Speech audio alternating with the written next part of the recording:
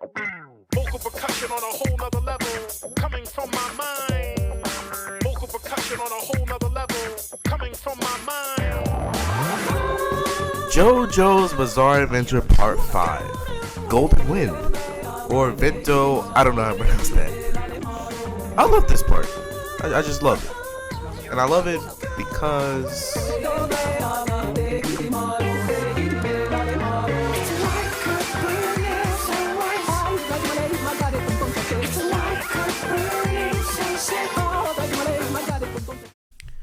the story of Part 5, Golden Wind, is basically back in 1986 during the Stardust Crusaders days. Dio goes on a sort of spermy rampage with some random thought, and boom, Giorno Giovanna is born, and he has a dream. By the way, Jonathan Joestar, it was Jonathan Joestar's peen, but like Dio stole his body, and like above the neck it was Dio's like head. So technically Giorno was Jonathan and Dio's son. So like I guess they had a child to. Cause Dio was kind of like, dead. Giorno didn't really have a father figure around. Well, he did have a stepdad, but like fuck that guy. When Giorno was very young, he saved the mafioso, and that mafioso sort of protects Giorno and is the father figure Giorno kind of relies on, and is the inspiration of Giorno and his dream to become a gang star. This leads him to meet Koichi, fight Leaky Eye Luca, and eventually lead on to fight Bruno Bucharati, soon to be Capo. Bruno sees the good in Giorno, and they form a plan to sort of overthrow the boss and clean up the streets of Italy. Giorno joins Bucciarati's gang, his squad of straight G's, bro. Misto, Fuga, Narancia, Abacchio. The gang, the boys. To actually be a mafioso, Giorno must take a test from Popo. He passes the test because, he's goated. And he also kills Popo in the process because, he's the goat. Since Bucciarati and Popo were good friends, Bucciarati knows where to find Popo's leftover fortune, and he sort of takes the gang to go there.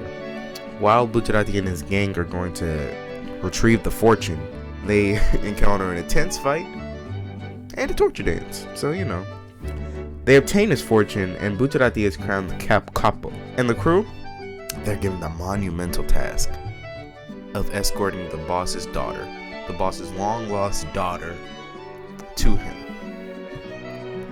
After like a whole bunch of amazing fights, they finally bring Trish, the boss's daughter, to him, where it is revealed that the boss wants to kill Trish to eliminate all ties connecting to him. Bucciarati obviously has a problem with this, and he saves Trish, in the process making him a traitor to the gang. Abacchio, Narancia, and Mista and Giorno decide to follow Bucciarati, while Fugo just kind of bitches out. During this, they get a message from a mystery man saying how they can beat the boss in a certain way, but they have to meet up first. The boss gets word to this, and they all meet up in some place. I think that was Coliseum. I don't know. Yeah. It is revealed that this mystery man is Polnareff, yay, from Stardust Crusaders. But the boss is there, and all hell breaks loose, basically. During this, it is revealed that there is an arrow, and this arrow can make a stand like super overpowered. It can make a stand go Requiem. And since Polnareff is killed in the battle with the boss, his stand sort of has a mission of its own now to protect the arrow, which is kind of a problem for the whole gang. In this battle that ensues, Bucciarati and Narancia die. Oh yeah, Abacchio died like a couple fights ago. I don't know if I mentioned that. Abacchio's dead. But Narancia and Bucciarati died during the fights with the boss, which kind of propels the characters, which leads to Giorno obtaining Requiem. Requiem is super overpowered. It's basically an overpowered version of a regular stand, as I said. So Giorno obtains it. They beat the boss. Giorno, Mista, and Trish are now the big bosses. And that is part 5.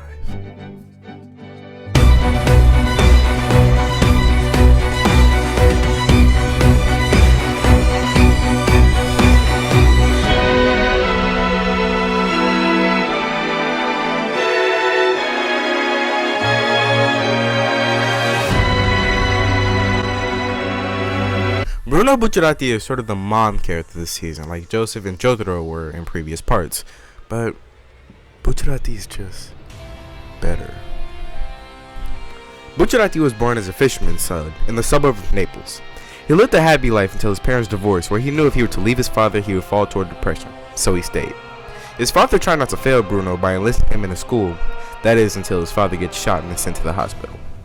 He was shot because he witnessed a drug deal, and the shooters come later in the night to eliminate the witness, but Bruno is there to prevent that. That's when he murdered them and turned to the mafia for protection. Later, about 5 years, he learned that the mafia was selling drugs to kids. That's what drove him to make a plan to overthrow the boss. He formed a team of adolescents who he somewhat saw himself in, and protected them to the very end, as if they were his own children. Bucharati stands, Sticky Fingers, or Zipper Man, can basically create zipper-like portals that can be on the ground, wall, or even a person. These portals can lead to wherever, mostly what's through the object in particular. Its stand cry is Adi! Or Arrivederci. Fugo is the first chosen by Bucharati, and his intellect shines through his actions within Part 5, though he means well. Fugo was born into wealth and was extremely smart. His parents were hard on him, which influenced his anger outbursts, which he learned to control. Fugo was sent to college at a very young age, but when his teacher approached him with a suggestive offer, he absolutely loses it, which gets him in jail. He's bailed out by his parents, who disown him. He uses his intellect to steal foods and scraps, which Bruno notices and is fascinated by. Fugo joins the newly formed Passione, which leads him to acquire his stand and be a mentor to Narancia. Fugo's stand, Purple Haze, is sort of the embodiment of his rage, and when he punches something, that something gets a virus. Coronavirus is a JoJo reference, by the way. Narancia is also an earlier member being picked up by Fugo. Narancia was a kid who hung around the wrong crowd, not really liking his father since his mother had passed away. His friends used him, especially his bro, who framed Narancia and got him put in jail. While being arrested, he was punched in the eye by an officer, and that bruise grew into an infected mess. When he got out, his friends didn't really want to be around him because of this bruise, and that's when Fugo picked him up. Bucharati fed him and got him the medical attention that he deserved, but told him to not join the Passione. Years later, though, he joined the Passione behind Bucciarati's back, gaining his stand and eventually joining Bucciarati's gang. His stand is literally just a plane, by the way. Mista, the forehating, pistol whipping beanie boy. He's basically the homie of the season.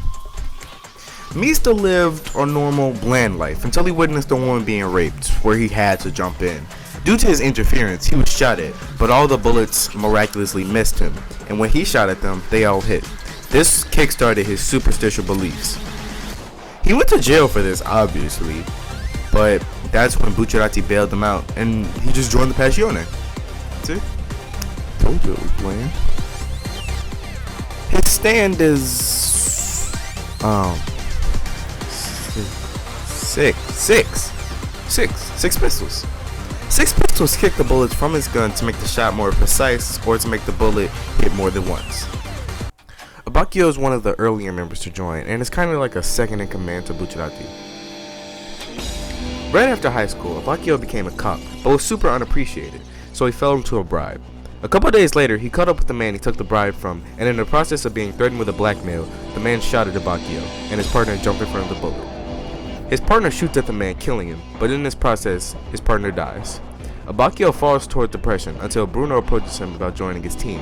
From this, he joins Passione and acquires his stand, and when it comes to it, he protects his teammates until the end. His stand is moody jazz, which can recreate past moments. Its stand cry is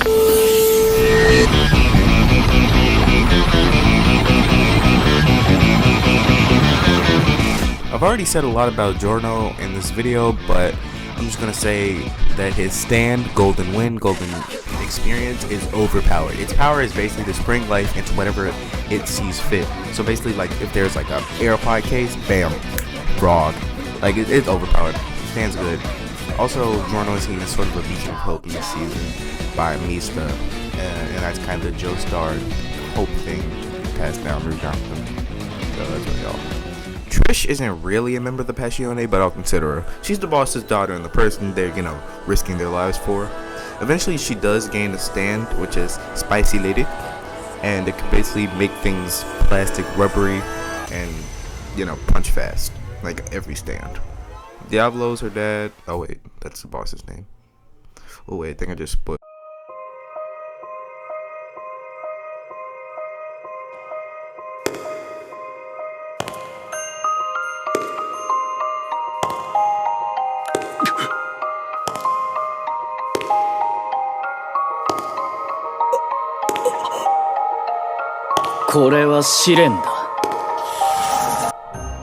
Diavalo, the Bossu.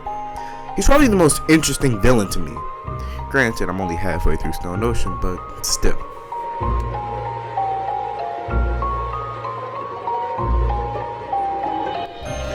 In 1968, a woman had mysteriously gone into labor. The baby came out completely frozen, not even a blink. A local priest took him in and would treat the boy as his own in Sardinia.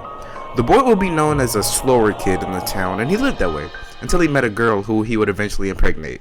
All was good until the priest was digging and found a body. A live body. It was the mother of the boy.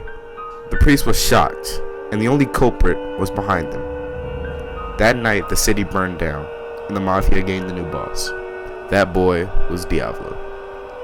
But it also wasn't him. Diavalo has multiple personality disorder, and his other personality, Doppio, is sort of a passenger, which Diavalo checks up on. Doppio is completely different from Diavalo, but still takes orders from him, like Diavalo is Doppio's boss, and will do anything it takes to keep his identity secret. His stand, King Crimson. King Crimson's ability is basically, stay with me now, he goes into this sort of interdimensional state where he can see what someone is going to do, and can completely erase that portion of time, leaving only the results of what they did. He can also do things in this state, like, kill you and then dip, and it will be like you just died out of nowhere. Yeah, pretty freaking scary, right?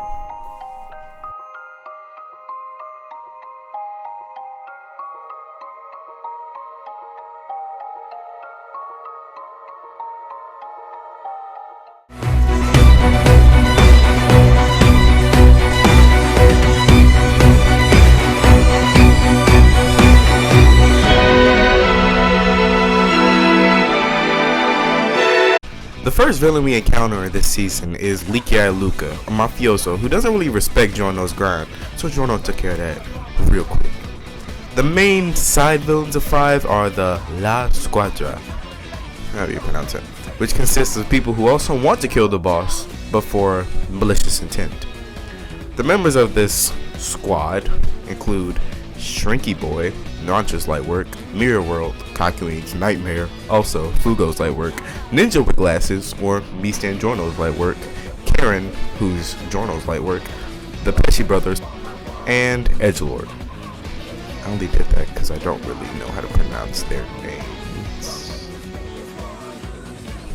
Toward the end of the season, we get a bonus villain in the form of, Chocolata? Yeah, a deranged doctor who records his victims' pain with this virus-like stand. His pet/partner is Seko, who can basically go in the ground and kill from there. They're pretty evil, but they did bring us the 2 greatest moments in part 5, other than Requiem, which are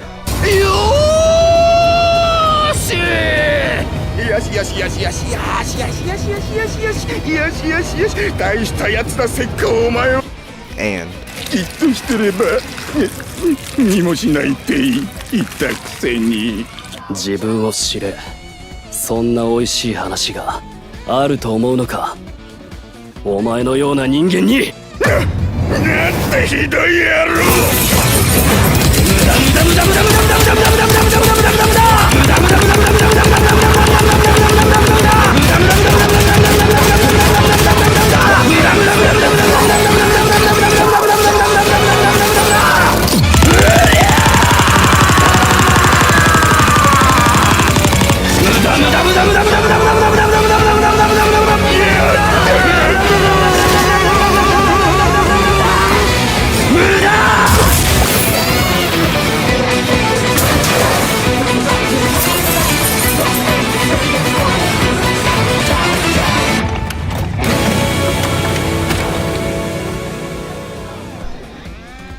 7th-page Muda, baby. Can't beat it.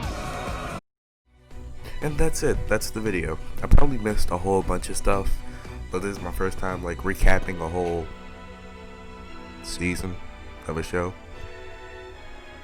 Peace.